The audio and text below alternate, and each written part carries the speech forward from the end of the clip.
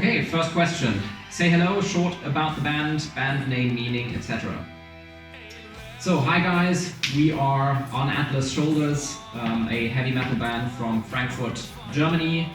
The short about the band. So, the band was founded in 2018. Marius and myself, who were independently looking to join different projects, decided to reach out and basically formed a new heavy metal project. Epic heavy metal project, yes, absolutely. Maybe Leo, do you want to start a short introduction of yourself? I'm Leo, I'm the drummer for Atlas Shoulders, and I'm a former jazz drummer, if you say so. I played in a jazz band before I joined this band, and I wanted to do metal for a long time, so here I am. We're happy to have him. Myself, I play guitar, both lead guitar and rhythm guitar. I'm heavily involved in songwriting and so on. Yes, I am Björn. I play lead and rhythm guitar as well, and I'm doing the self-production of our music, and I'm involved in songwriting as well. Right, I'm Marius. I'm the lead singer, and most of my time I'm responsible for the vocal melodies and lyric writing, and also the artwork. I'm the artist of the group. So, yeah. And if somebody's wondering who plays the bass. Yeah, so that's important note. So I play bass on our recordings, and Marius plays bass live. But only for the moment to fill the gap. Make that clear. Yeah. Band name meaning? Marius, you want to take that one? Right, so on Atlas Shoulders, it's derived from a theme in science and philosophy. Maybe you've heard of it. It's called Standing on the Shoulders of Giants. And it basically means that every form of progression and evolution is basically done basing on breakthrough theories from giant people, so to speak, like Albert Einstein or Sir Isaac Newton with the gravity theory and all that. And we wanted to coin that theme onto the music realm and take our idols like Dream Theater or Judas Priest, for example, and use their music as a basis for our music. And Atlas, simply because it's a Greek titan, it is a giant, right? And to have the best giant, and to basically just have a specific figure that you can that someone can keep in their heads, right? So yeah, that's basically the story behind that. Giant, hard giant. Okay, so next question about Invictus. So Invictus is our debut album release. We wrote it over the course of approximately 1 year, I would say, 12 tracks in total. Released last month in June 2020. Wait. Kann man mal was in die Kamera rein, oder? So we have something to show you. Yeah. Go ahead, show the camera. Here it is, our debut. You can still purchase it on eBay. Yes. Yeah. So that's our debut release. As mentioned in the intro, we are a heavy metal band. We have some progressive influences in there. We have some power metal influences, some more extreme metal influences. And that's Invictus. Next question. Behind the lyrics. Right. Want to take that one?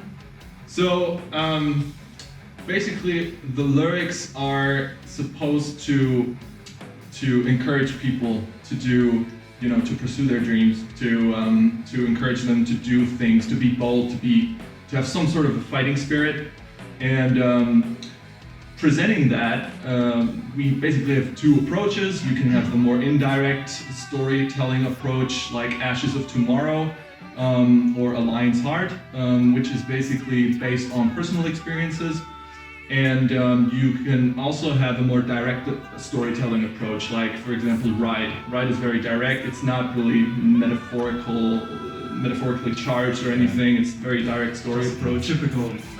Yeah. Unholy Trinity.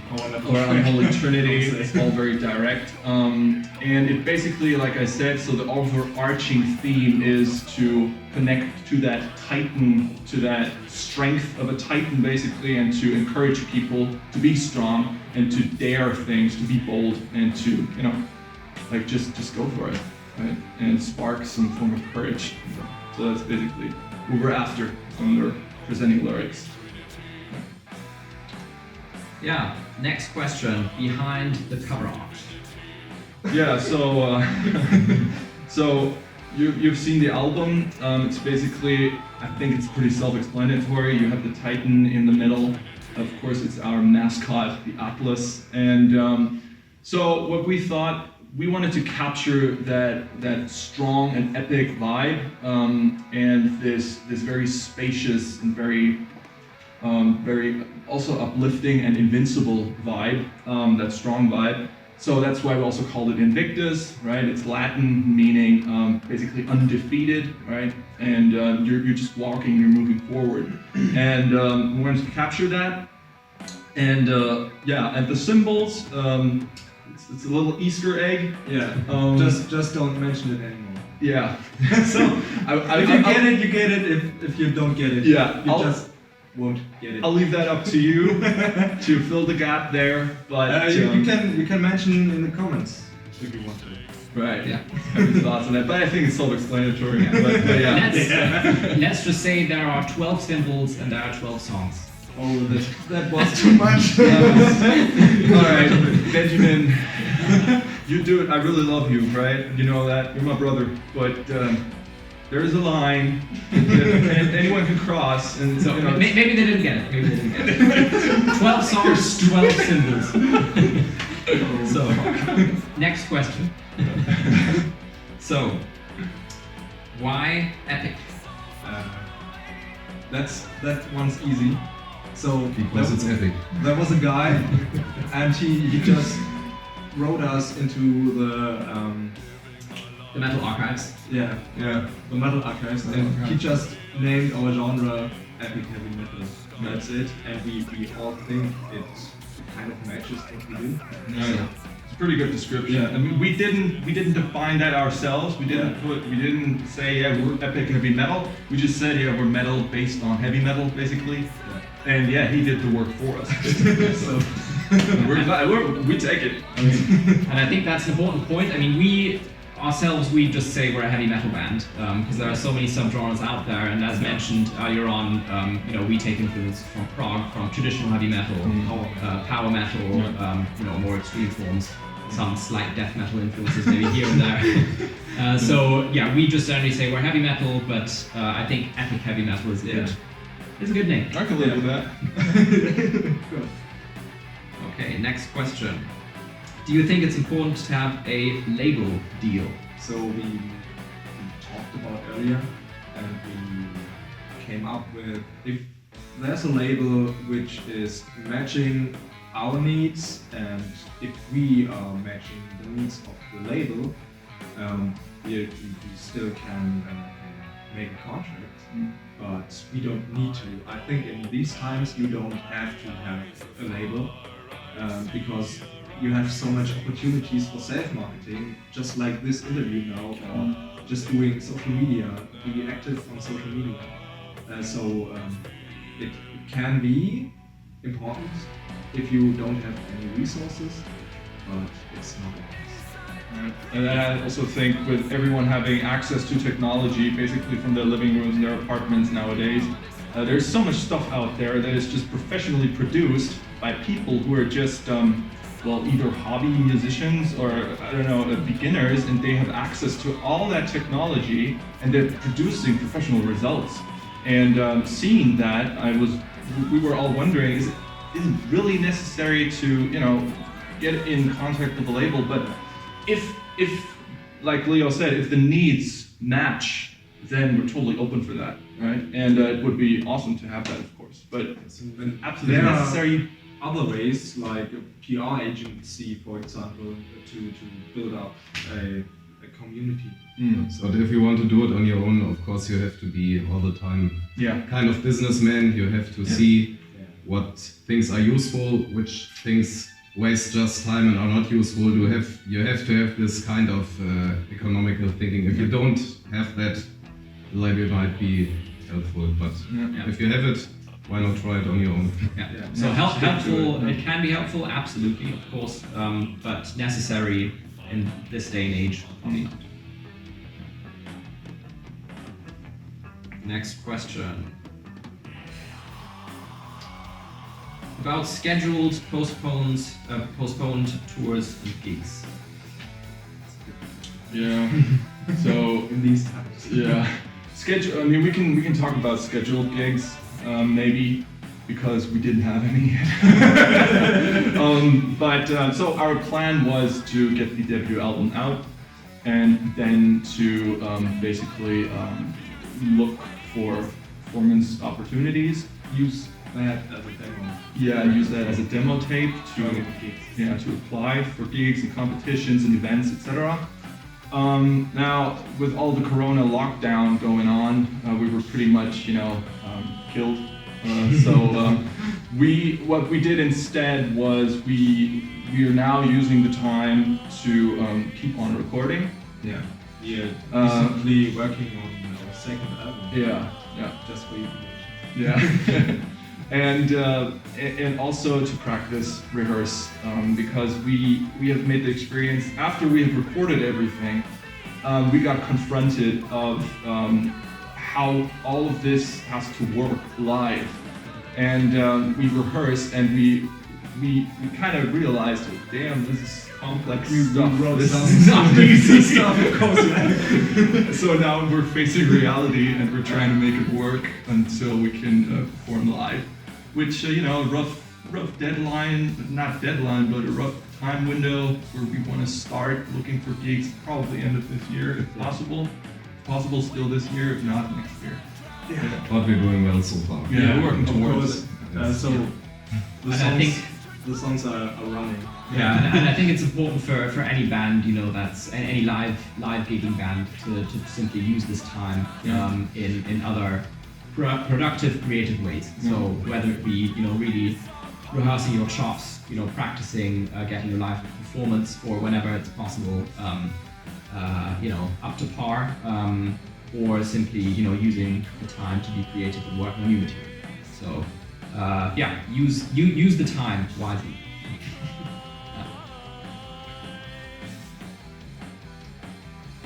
Some epic fail moments during live performance. As mentioned earlier. That's a quick one to answer. So This probably was answered. the biggest fail moment is that we cannot perform live Yes. at the We moment. wanted to, but now we can't. So that's an easy one. No live performance at the moment. Yeah. Next Money. question is recent heavy music album that impressed you a lot. We all listen to a lot of different heavy metal, also different subgenres. Maybe just to mention one or two albums or songs. Legion, which is a kind of like a tech prog death metal band. They released a very, very interesting rendition of Roundabout by Yes. So something that is kind of opposite to I guess, tech death. Really cool song, Roundabout by Yes. And Legion stuff. Yeah. And apart from that, I'm also hyped. I have to mention this as a guitar nerd. John Petrucci will be releasing his next solo album end of the year. There's no songs out yet, but that will be amazing. So Petrucci is it's easy. just a bit of guitar nerdery there. You just have to place your one finger here and your other finger here, and it's fine. That's just no easy. big deal. So why can't you do it? So I don't know if you want to mention. I have Some one recent records. So I recently listened to a German pagan metal band called Bark, and they released a new single called Zeichen, and I'm kind of into it. I don't know why.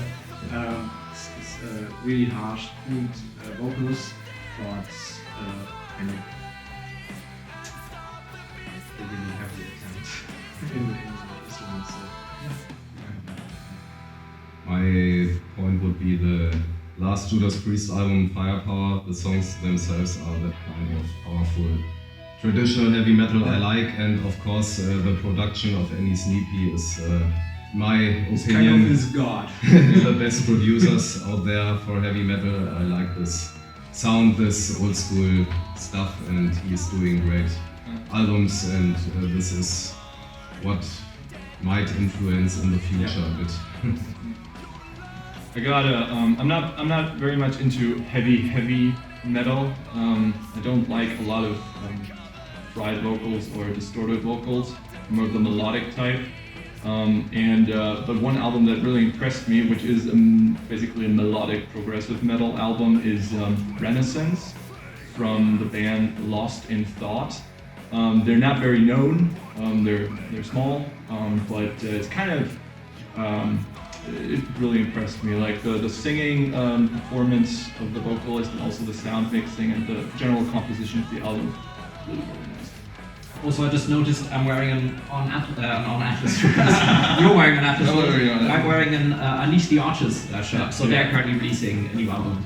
Yeah. So, very nice. I got another one. So a really small band from Frankfurt as well, Third Grade, and they released their second album 1 year ago. It's called Metamorphosis.